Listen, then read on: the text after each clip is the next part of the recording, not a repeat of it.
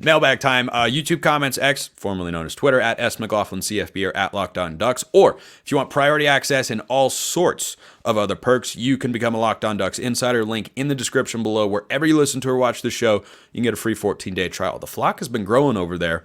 A lot of people are benefiting, including, but not limited to, Bud, who asks, against Ohio State, our offensive line made it 4 straight games without allowing a sack. They improved after the brutal start to the season, 7 sacks in 2 games. Do you expect this to continue? 100%. 100%. Because I had not doubts, but questions, which are 2 different things, about Oregon's offensive line going into this game. They had not created explosive running plays consistently in the first few games. And then they did it against Michigan State. And I said, okay, is that the anomaly, or is that going to become the norm?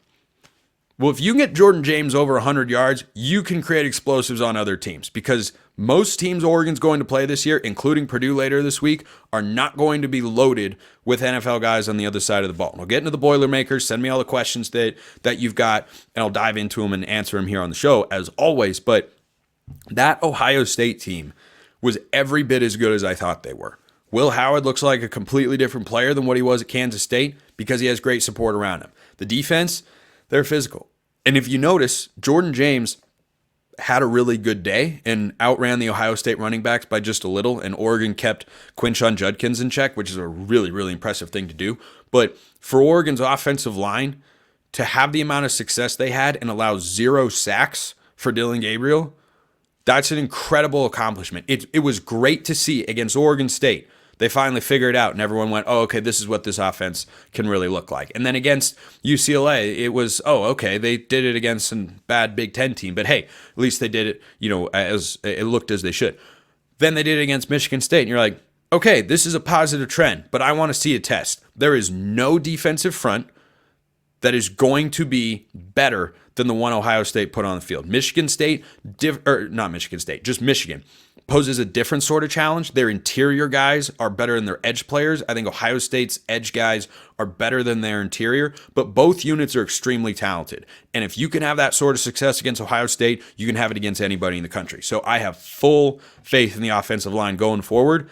Nishad Strother's really good. Poncho's playing great. Marcus Harper, we know how solid he is, and the 2 NFL tackles are living up to that billing. Bud also asks, our red zone offense was already an area of some concern after Gabriel's recent interceptions. Failing to score on 1 of 5 trips and settling for 2 field goals now drops Oregon to tied for 73rd in touchdown rate in the red zone this season. How can this be fixed? This is going to sound incredibly simple. This is all it comes down to. Execution in the red zone and making the right reads. And Dylan Gabriel took a step forward, stopped throwing interceptions. Had to do that against Ohio State. They won the football game. Next step, be even more efficient. Be even better. The matching between offensive coordinator and quarterback always has to be good. It has to be at its best in the red zone. Everything is condensed. Everything is tougher. Here's the good news, though. Oregon didn't have its best game in the red zone ever against Ohio State. The empty possession, couple field goal tries.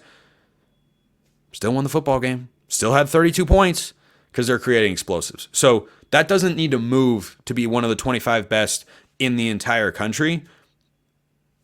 But it is literally as simple. Any coach you talk to, execution. You've got to be able to identify coverage and make the right reads at any point in the field. But you can get away with it a little more back at the 50-yard line. Safeties are deeper. You have more room to work with. Down in the red zone area, it's all condensed. And if you don't make the right read on time, you're done. You're done because somebody is going to be right next to that guy because everyone's closer down to the line of scrimmage and more condensed. So, last question from Bud. Why are the special teams a struggle? It's been a struggle for college football teams for a long time. Go figure. I'm not even trying to blow off the question because I think it's ridiculous. It's frustrating that Oregon special teams, again, aren't good. There is something about college sports. It is an incredibly mentally draining thing to be on special teams, particularly kicking field goals. But we've seen it with punts as well. Go back to the Oregon State game in 2022. Guy drops a punt at the 1-yard line. Why? He's nervous. It's the difference between sideline reporting and play-by-play. Sideline reporting in many ways is much tougher. Why? You don't have as many opportunities. So when you do get there, you feel a heightened sense of pressure. You just have to find that mental hurdle to get over. You have to find whatever clicks for you so that you're completely dialed in and focused, and Oregon didn't have that on Saturday. It almost cost them the game. Shout out to Kenyon Sadiq for running a guy down and Luke Basso for making the stop after the hold went awry and he threw it over his head in the end zone, and then Ohio State almost ran that back for 2 points. That almost cost Oregon the game. It was a game-saving play looking back on it that Ohio State didn't get 2 points. Can't have that again going forward. I'll talk more on that a little bit later. Another Locked On Ducks insider asks, how many points did Oregon leave on the field against Ohio State? You've got the 2 from the extra points, because I don't think they go for 2 if they don't miss the first extra point. So 2 there, and I'd say 3 because I would have kicked the field goal when they went for it on 4th and goal. Yes, Tez Johnson's wide open, but that is the risk you run with that particular decision. Is it comes down to reads and timing, and it's not as easy to make those decisions down there in a timely manner. So at least 5. Like bare minimum, 5 points. Maximum, execute the 2-point and the extra point, and that'd be 6. And if you had the touchdown, 7 more. Not like third. Anyway, 5. 5 is the answer to that question.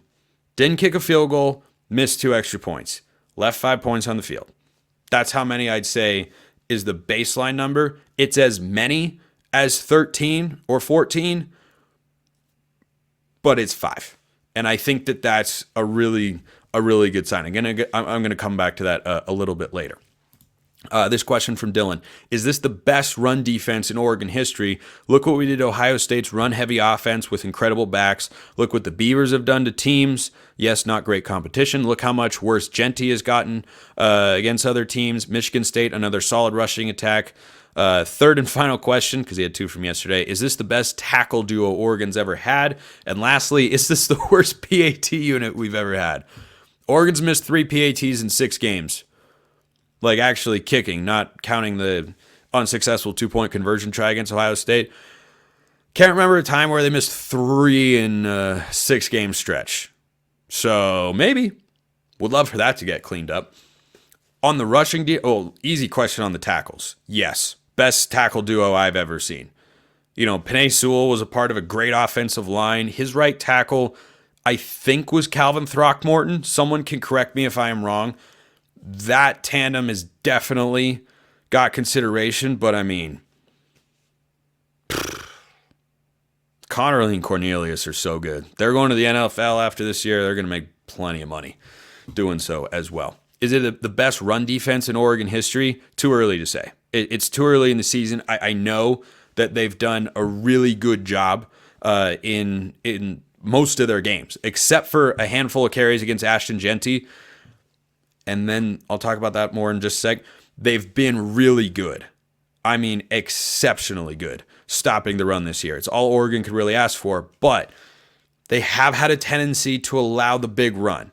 So, Jeff Schwartz had a point going into the Ohio State game like, hey, the Ashton Genty runs were, 3 yards or fewer most of the time, and then he broke some big ones. It's a valid point to make because that is different than, hey, it was 6, then it was 8, then it was 12, then it was 4, then it was 5, then it was 6. It is different than that. No question. Oregon still clearly has issues sometimes in run fits from the safety position that allow for big gains on the ground. Travion Henderson had, I think it was the 50-yard one, but Quinshon Judkins didn't break a long run. Guess what? He was, 29 yards rushing? 29 yards rushing from one of the most dynamic backs in all of college football. It's pretty darn good. So it's too early to say if it's the best in Oregon history, but what matters right now is that the defense has been really good, and it should have the confidence of Oregon fans. You should not go into a game saying, well, they might be able to run the ball. Well, you got to be good enough to break a long run. Either have the best running back in the country or one of the best running backs in the country on one of the best teams in the country, or you're not going to run the football. I don't know how much better that can get. We'll see where the numbers stack up at the end of the season, but I think the run defense is more than good enough. Man, that offensive tackles question's tough because Penei was freakishly good. Like, there was a statistical impact of him on the field in points per game and yards per play and him not on the field. Do Connerly and Cornelius have that sort of impact? I hope we never find out because that means one of them would get injured. So I'll say yes, but it's closer to a 1A, 1B because Panay is the best offensive lineman probably to ever come out of Oregon, at least in my lifetime. There have been some really good ones. Max Unger, stud. Panay Sewell, probably the best one. Great questions.